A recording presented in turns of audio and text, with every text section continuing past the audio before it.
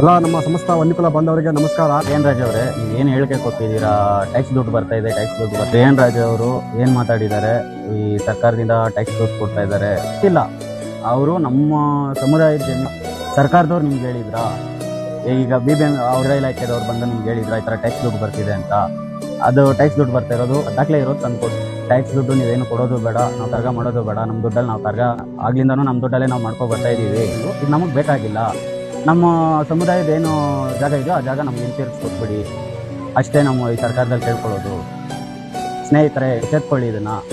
ಮುಂದಿನ ದಿನಗಳಲ್ಲಿ ತುಂಬಾ ಕಷ್ಟ ಆಗುತ್ತೆ. ನಾವು ಇದನ್ನ ಇಲ್ಲಿಗೆ ನಿಲ್ಲಿಸಲಿಲ್ಲ ಅಂದ್ರೆ ಸಮುದಾಯಕ್ಕೆ ಬೆಲೆ ಇರಲ್ಲ.